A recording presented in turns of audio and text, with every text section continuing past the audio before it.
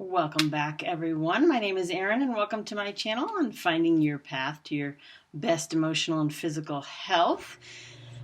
Please subscribe if you like what you hear and share whatever I have to offer with other people so that they can get the information they need as well. Also, don't be afraid to click on my 5 free links that will give you some tips on finding your path to your best physical and emotional health. And also, please feel free to ask me questions and let me know what kind of things you want me to research for you and talk about, because when we start doing live interviews and live question and answer sessions, we can get you the information that you are seeking.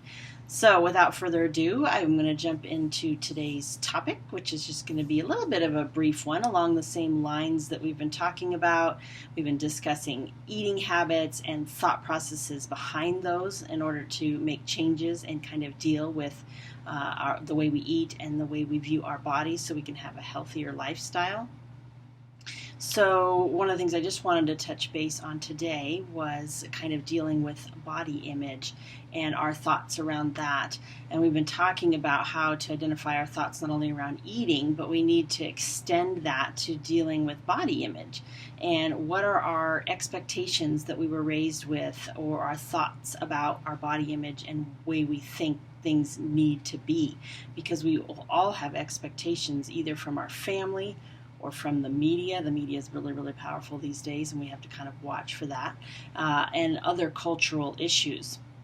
So I challenge people to really stop and think, what are those thoughts that I have about my body and the way I look and the expectation? Because not everybody is going to have a really tall, slender build.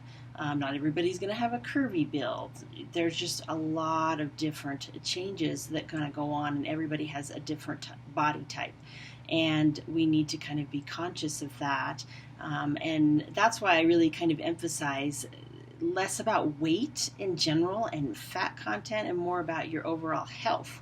I mean, yes, those things and the way we eat will affect our general overall health, but it's really about those numbers, our internal body chemistry numbers, rather than the actual weight numbers. That's just a happy side effect usually once you've started getting healthy and you start to lose weight. So take a moment and write down somewhere, wherever you're doing your tracking for your changing of your eating and your exercise, and write down what you think your expectations are regarding your body and your body size. And think about the things that were given to you from your family. For women, a lot of times it comes from their mothers and their families in general. For men, please shout out where you're getting your information from, but they also probably get a lot of information and messages from their family as well, either from their mothers or their fathers. And then that kind of goes on. And kind of addressing what our culture does is it's hard to kind of insulate ourselves against that, because we look at so much media these days, social media and TV and movies, and all of that is so heavily edited. And I think we forget that. We're like, these people are perfect. No, they're not. Totally edited. Everything. That's why I kind of like YouTube, because people are just kind of live and they just do whatever, and they're more real. And this is what a realistic person looks like. I mean, yeah, I might do my hair and put on makeup, but I'm not going to edit this and use a bunch of filters. One, because I don't know how, and two, because it's just not realistic, and it's not fair to not present something in a realistic light.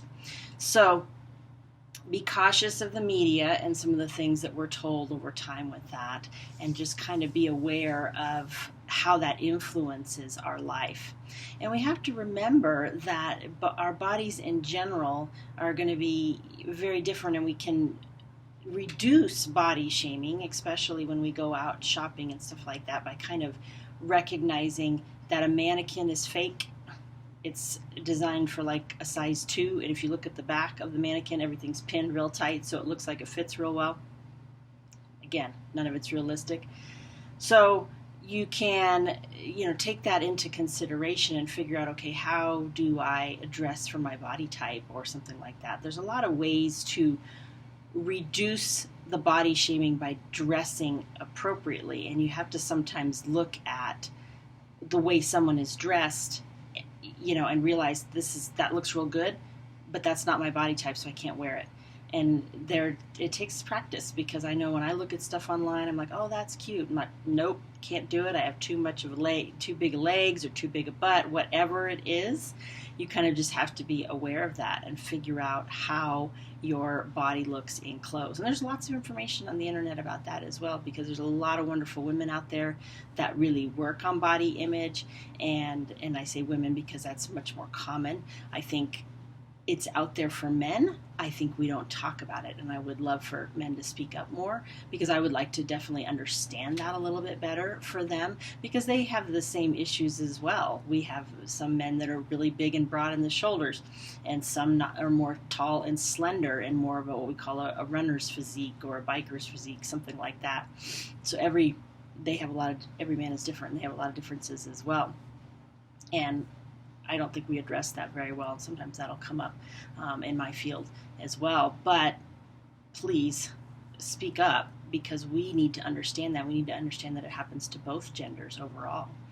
So this is a little bit of a shorter video today, and I just wanted to touch base because there's not a lot of answers to this. And sometimes it takes a little bit of coaching to get people to recognize their negative thoughts about their body image, and then to challenge those thoughts, much in the way that we were challenging thoughts about eating.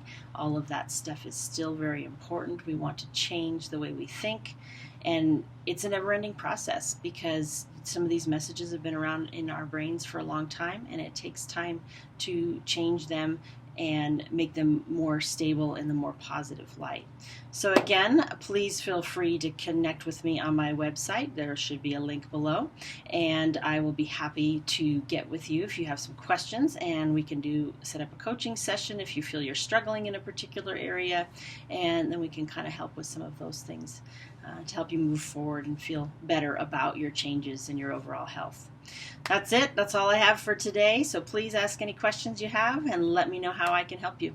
Thanks, and have a great day.